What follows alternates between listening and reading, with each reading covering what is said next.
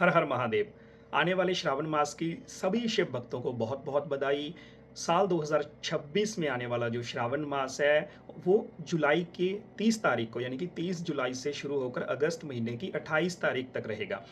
श्रावण मास भगवान शिव को अत्यंत प्रिय है। इसके पीछे की एक कथा भी है। जब समुद्र मंथन के दौरान निकले हुए विष को भगवान ने जन कल्याण के लिए ग्रहण किया था, तो उनके शरीर में बहुत ही भीषण प्रकार से गर्मी उत्पन्न हुई थी, और उसको शांत करने के लिए देवताओं ने उन पर दूध का, जल का अभिषेक किया था, और वहीं से परंपरा चलती आ रही है।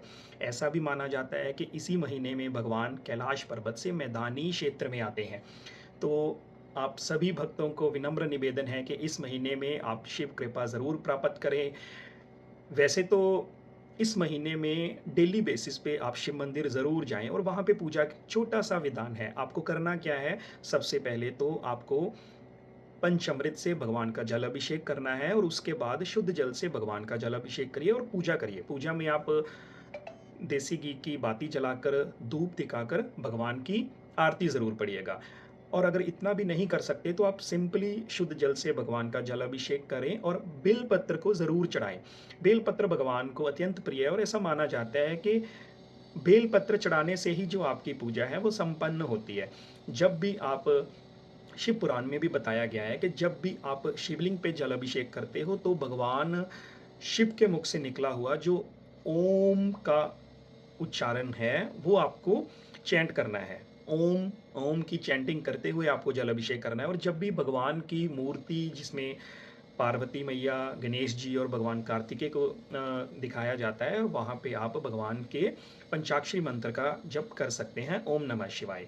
और जिन भी लोगों की पत्री में शनि, राहु, केतु से संबंधित कोई दोष है, कोई सर्प दोष है, कोई नाग दोष है, तो ये जो सावन का महीना है वो आपके लिए सबसे अच्छा है भगवान की पूजा करने के लिए। तो आप किसी भी पंडित से रुद्र अभिषेक करवा सकते हैं। और कावड़ियों के लिए भी ये अत्यंत प्रिय है, क्योंकि वो किसी पवित्र नदी से, गंगा नदी से जल लाकर वो भगवान का अभिषेक करते हैं, इसलिए भगवान को कावड़िए अत्यंत प्रिय हैं। और फिर यही वो महीना है, अगर हमें रुद्राक्ष धारण करना है तो रुद्राक्ष धारण करने के लिए भी सबसे अच्छा महीना है। तो भगवान की स्तुति आप किसी भी मंत्र से कर सकते हैं। ओम नमः शिवाय से कर सकते हैं, तो श्री शिवाय नमस्तुभ्यम से कर सकते हैं, और फिर भगवान का जैसे महामृत्युंजय मंत्र है आप उसका जप भी कर सकते हैं। और जो लोग फास्ट रखते हैं, व्रत रखते हैं, उनके लिए अगर तो देखो, इसमें इस महीने में 2026 में जो आने वाले सोमवार है वो 3 अगस्त, 10 अगस्त, 17 अगस्त और 24 अगस्त को पड़ने वाले हैं। तो सोमवार का व्रत रखना बहुत ही अच्छा माना जाता है। सोमवार के व्रत का कुछ विधान ऐसा है कि आपको सूर्योदय से पहले उठना है, स्नान करके आपको मंदिर जाना है।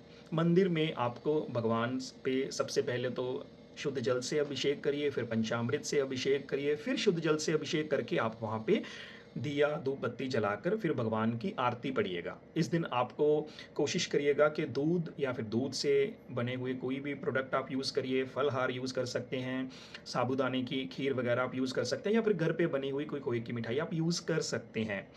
नमक इसमें आपको अवॉइड करना है। और अगर आपको अकेले सोमवार का व्रत रख सकते हो तो उसमें आपको अगर कुछ नमकीन, यानी कि मतलब आपको खाना खाना भी है, तो कट्टू और सिंघाड़े के आटे से बनी हुई पूड़ी आप आलू की सब्जी के साथ खा सकते हो। और सब्जी में सेंधा नमक यूज़ करना है, ज़्यादा मसाले, कहने का मतलब है कि तामसिक भोजन यूज़ नहीं करना है। ठीक है। और जो भी लोग पूरे के पूरे सावन के व्रत रखने वाले हैं, पूरे के सावन के व्रत रखने का ऐसा है कि उसमें आपको एक देखो, शरीर में कमज़ोरी भी आ जाती है। पूरा महीना जो फास्ट रखने हैं उसमें थोड़ा सा एक प्रोसेस हेक्टिक होता है, तो आप एक समय का अनाज ज़रूर लीजिएगा। संध्या काल में आप एक समय का अनाज ले सकते हैं। अगर आपका शरीर आपको अलाउ करता है तो आप फलाहार पे भी अपना व्रत रख सकते हैं। अपने शरीर को प्रॉपर डिटॉक्सिफाई रखिए, इसमें पानी का कंटेंट अच्छा रखिए। तो आपको नियमित अमाउंट में आपको पानी भी लेना है, नारियल पानी वगैरह वो सब आप ले सकते हैं। ड्राई फ्रूट्स आप खा सकते हैं, इसमें घर में बनी हुई मिठाई खा सकते हैं, साबूदाने की खीर खा सकते हैं। फलाहार और दूध डायरी प्रोडक्ट तो यहाँ पे आपको अलाउ है ही है। ठीक है। अवॉइड क्या करना है, तामसिक फूड आपको अलाउड नहीं है। और इसमें ना हरे पत्ते वाली सब्जियां बेसिकली आपको अवॉइड करनी है। नमक का अगर इस्तेमाल करना है तो सेंधा नमक ही आपको यूज़ करना है। जो भी भक्त पूरा श्रावण व्रत रख रहे हैं या फिर सोमवार के व्रत रख रहे हैं, उसमें आपको व्रत शुरू करने से पहले संकल्प ज़रूर लेना है। देखिए, संकल्प लेने के लिए सिंपल क्या है, क्योंकि संकल्प लेने से जो व्रत की जो पूर्णता अवस्था है, वो सही तरीके से व्रत जो है वो संपन्न होता है। संकल्प लेने में सिंपली आपको क्या है, अपने हाथ में फूल रखना है, थोड़े से चावल रखने हैं, गंगा जल डालना है और भगवान के सामने अपना नाम, अपना गोत्र बोलते हुए सबसे पहले तो भगवान विष्णु को याद करें, देन फिर भगवान शिव के सामने अपना कोई संकल्प, अपनी इच्छा रखते हुए आपको शिवलिंग पे उसको अर्पित कर देना है कि मेरा नाम ये है और मैं इस गोत्र से हूँ और मैं भगवान आपके सोमवार के व्रत रख रहा हूँ या फिर पूरा सावन के व्रत रख रहा हूँ। प्लीज़ मेरे शरीर को आप वो शक्ति प्रदान कीजिए कि मैं खुशी-खुशी संपन्नतापूर्वक इन व्रत को पूर्ण कर सकूँ।